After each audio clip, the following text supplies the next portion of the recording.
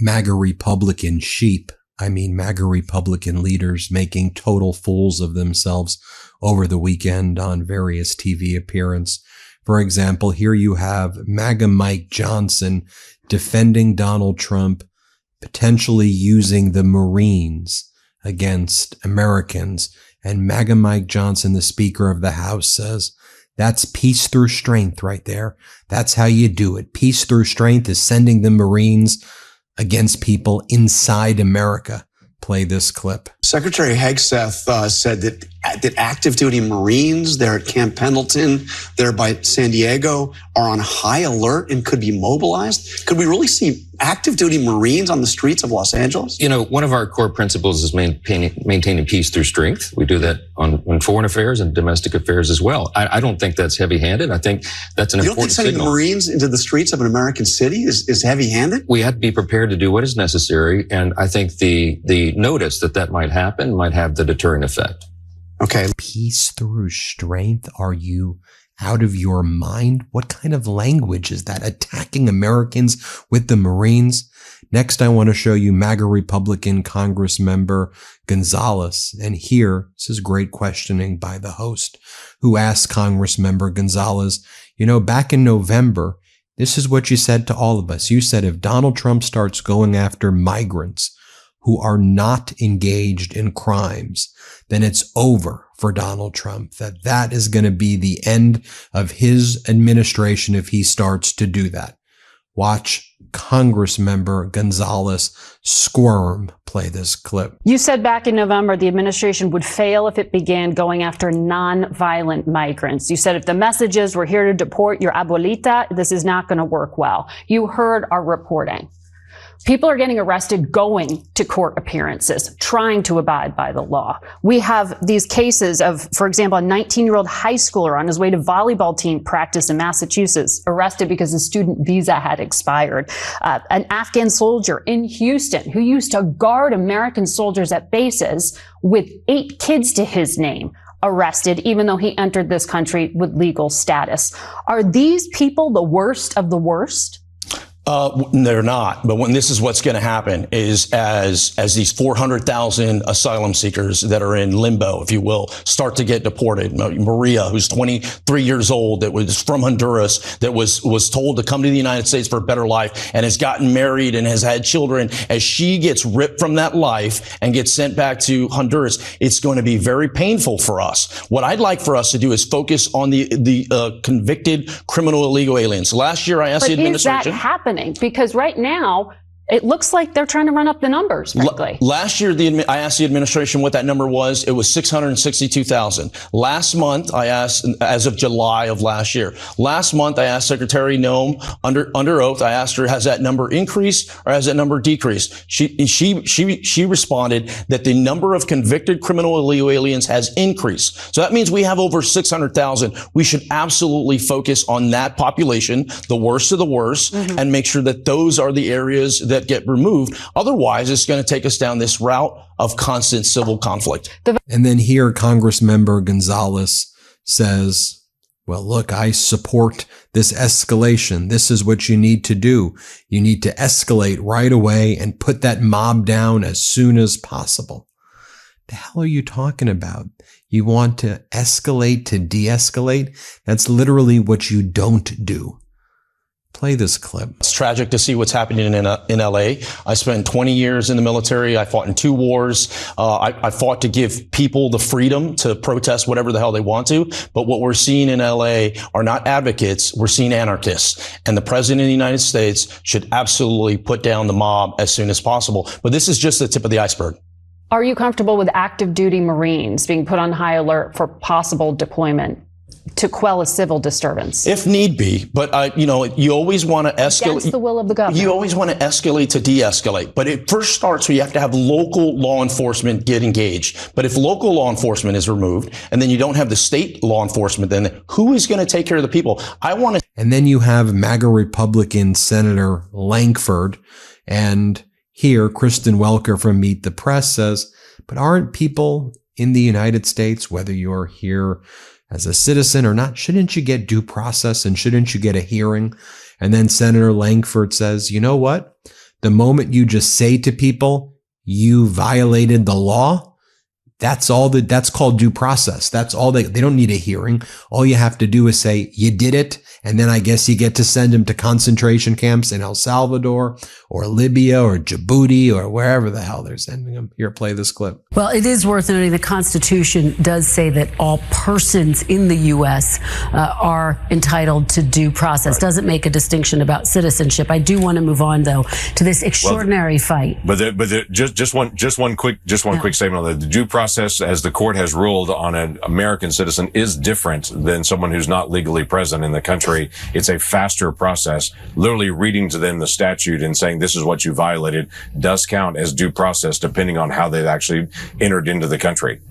But I mean, the U.S. has provided due process even to terrorists, Senator. You're saying that people who are here who don't have citizenship aren't entitled to due process, even though the Fifth Amendment. Not saying that at all, Kristen.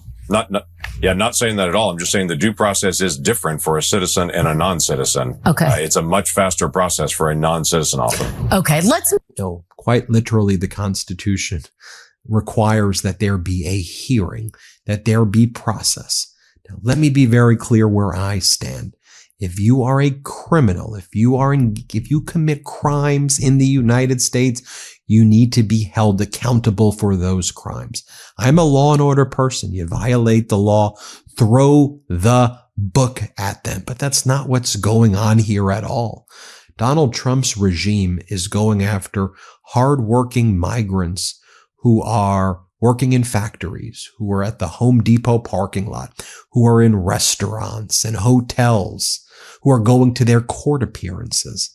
That's who they're targeting. They're going into neighborhoods where migrants have had their American dream for decades, and they're ripping mothers apart from their children, fathers apart from their wives and kids. They're torturing. They're trying to engage in terror. That's what they're inflicting. Then you've got MAGA Republican Senator from Florida, Rick Scott, who was, by the way, involved in the biggest Medicare fraud and Medicaid fraud in American history. He invoked the Fifth Amendment over 75 times. He got a golden parachute from his company, which settled the largest Medicare fraud case in history. That's how this guy got rich and went into politics. Here's what he has to say about rating your Medicaid and Medicare. Play this clip. Adults without chronic illness. Let's focus the program on what people need. But is there an acknowledgement and get people healthy that there again, will be keep people back to work? Is there an acknowledgement, though, that under the current framework of this bill, people will be, potentially millions of them, taken off of some of these programs? And I know the argument is that a lot of that is waste, fraud, and abuse. But is there an acknowledgement that there will be millions of people who will be transitioned off these programs, and a question about where they'll go next?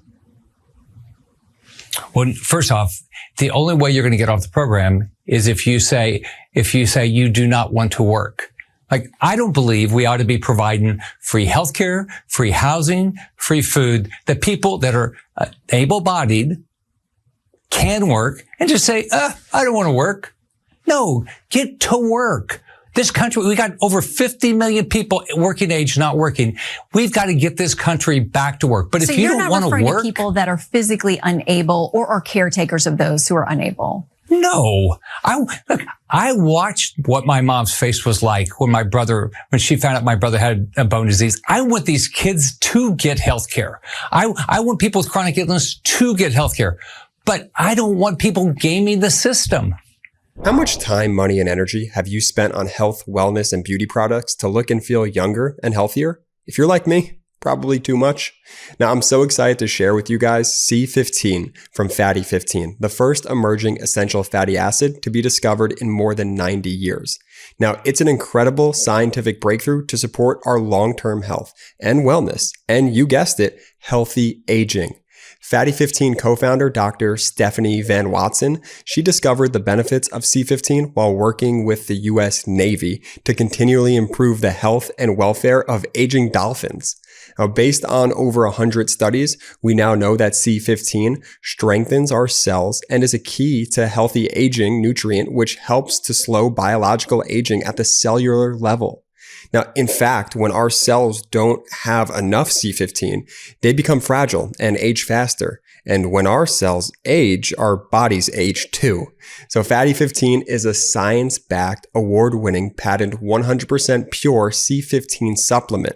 It's vegan-friendly, free of flavors, allergens, or preservatives. Fatty 15 has 3 times more cellular benefits than omega-3s or fish oil. I love Fatty 15. I've personally seen the benefits. Definitely check this stuff out. Best of all, Fatty 15 comes in a gorgeous reusable glass bamboo jar, and refills are shipped right to your door. Now, Fatty 15 is on a mission to optimize your C15 levels to help support your long-term health and wellness, now especially as you age. You can get an additional 15% off their 90-day subscription starter kit by going to fatty15.com/Meidas and using code Meidas at checkout. And I never want to normalize what's going on with these MAGAs. There's nothing normal about it.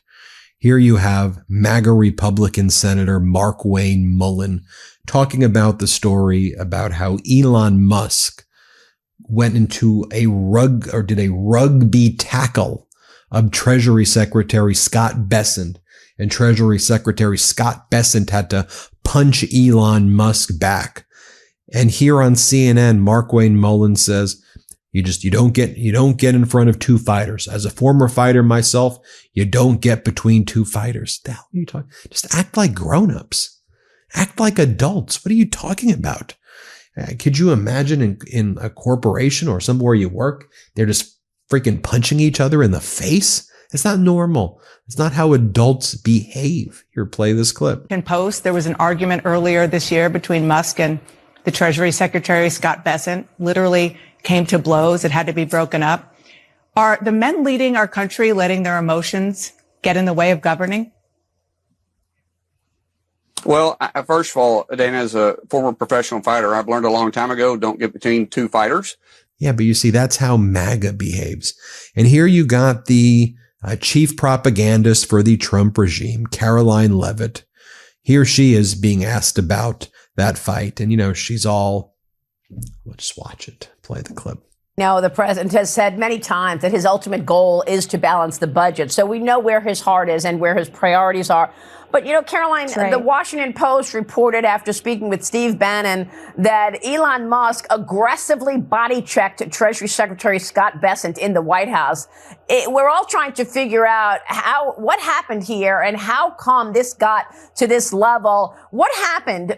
Did he body-check the Treasury Secretary in the White House?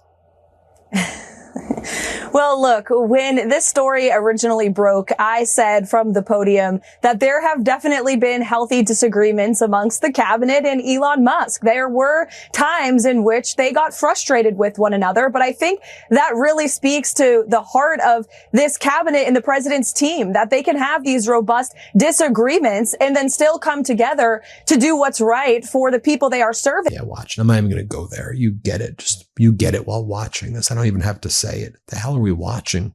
The hell are we watching? So here you have the chief propagandist for the White House, Caroline Leavitt, attack ABC because Terry Moran, one of its chief political contributors, made a post critical of Stephen Miller and Donald Trump. He said that they have hate in their heart, or words to those effect. That's being generous, right? They have hate in their heart. So then the Trump regime calls up ABC, Disney, and says, you got to suspend the guy. You got to fire him. He was mean to Donald Trump and Stephen Miller. He was mean. How dare a newscaster be mean?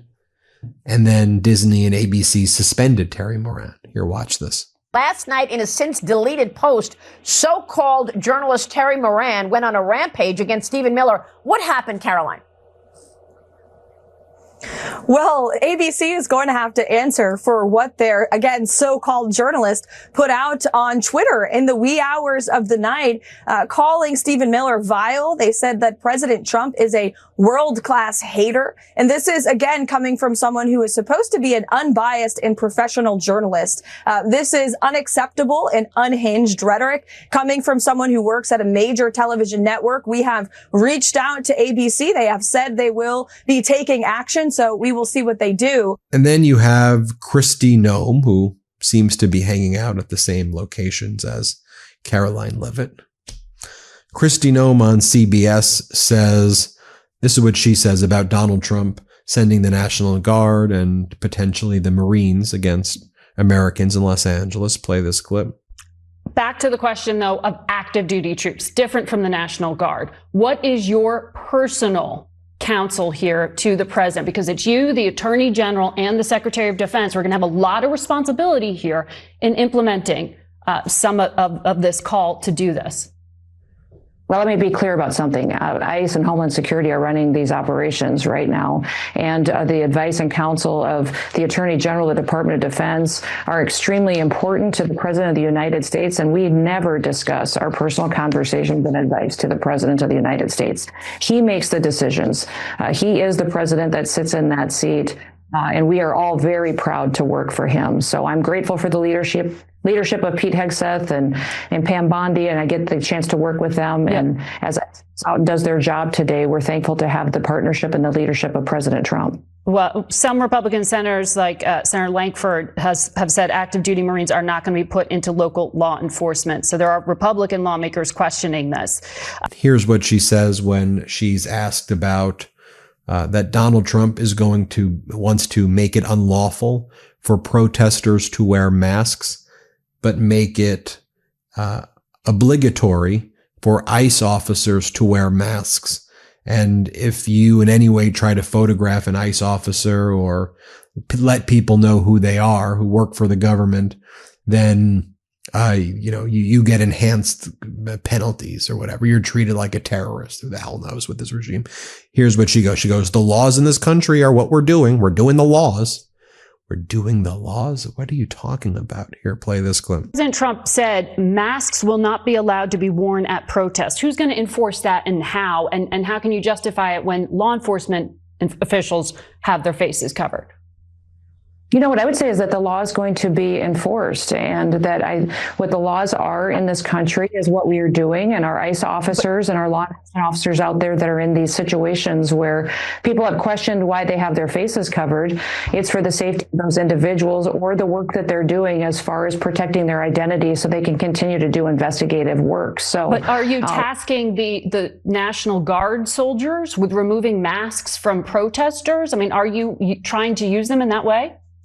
National Guard soldiers are there to provide security for operations and to make sure that we have peaceful protests. So that's what their work is. And I won't get more specific on that just because we never do when it comes to law enforcement operations. We're doing the same standard procedures we always do and have for years in this country with our National Guard and with our, law enforcement folks that are on the ground working with these communities. I like this moment where MAGA Mike Johnson was asked about the Epstein files. Let's play this clip.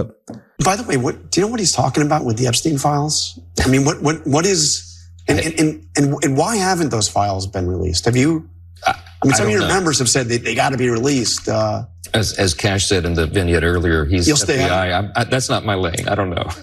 I can tell you that I don't think we have no concern about President Trump or his involvement or any of that. I think it's nonsense. And in terms of this threat. And here MAGA Mike Johnson was asked, so why did your budget bill focus on helping people who own tanning beds? Why'd you help the tanning bed? Was it because Mr.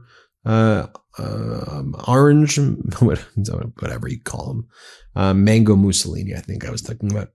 Is that why why is your budget bill addressing tanning beds while screwing over the people? And MAGA Mike's, well, look, the tanning bed industry really needs a lot of help right now. Joe Biden did it. And then ABC host is like, no, he didn't. This was from 2010. Biden didn't do anything. Biden hurt. Biden hurt. These guys are such fools. Play this clip. Right too. What about tanning beds? It eliminates a 10% tax on tanning beds. I mean, how did that become a priority? Well, I think that was an unfair thing that the Biden administration put on an industry because they decided. It was actually, it goes back to 2010. It's been around for 15 years. Yes, but the Biden administration enhanced it, and there'll be modifications probably to that in the final package as well. But we'll see how it comes out. Okay. So MAGA Mike, why was there a provision in the budget bill to remove all regulations from gun silencers? Why was that? Gun silencers? That's one of the big beneficiaries. And then MAGA Mike's like, Well, yeah, the Second Amendment means gun silent, guns, whatever you want. Go bring them wherever. All good. All good. Play this clip. One, there is a provision that eliminates a tax on gun silencers. Now, this is a tax that has been on the books for about 100 years. Why are you suddenly cutting a tax on silencers? Well, there's a lot of thought and deliberation that went into that as well. The Second Amendment is a critical freedom in the Constitution, and there's no real rationale for adding taxes on these pieces of equipment. And we had the votes to do it. I think it was a long time overdue. I think we have to protect the fundamental freedoms of the American people, and there's no rationale. The government should not be making money on something that you have a fundamental, inalienable right to. What about? And then finally, you have the chief economic guy at the White House, Kevin Hassett, who's asked, so what are we doing with are the deals negotiating down the tariffs? Is that what you're doing?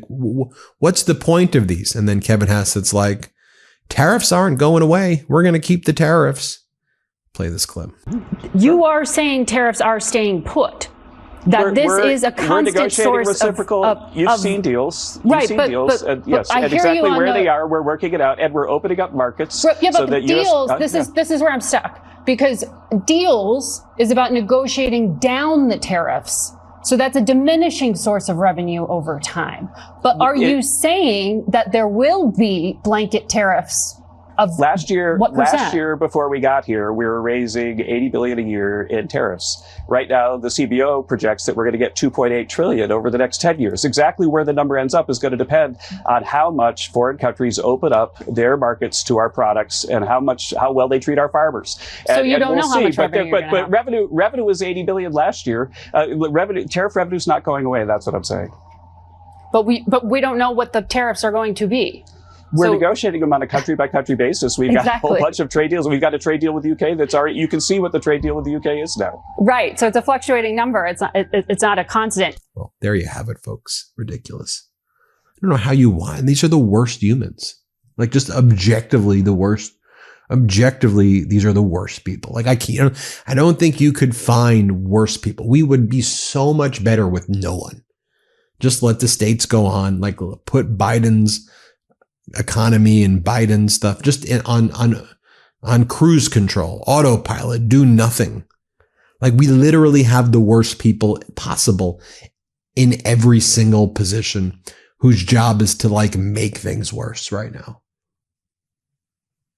Tell me what you think. We need to get to 5 million subscribers. Help us get to 5. Hit subscribe. We're almost there. Thanks for watching. Can't get enough Meidas? Check out the Meidas Plus Substack for ad-free articles, reports, podcasts, daily recaps from Ron Filipkowski, and more. Sign up for free now at MeidasPlus.com.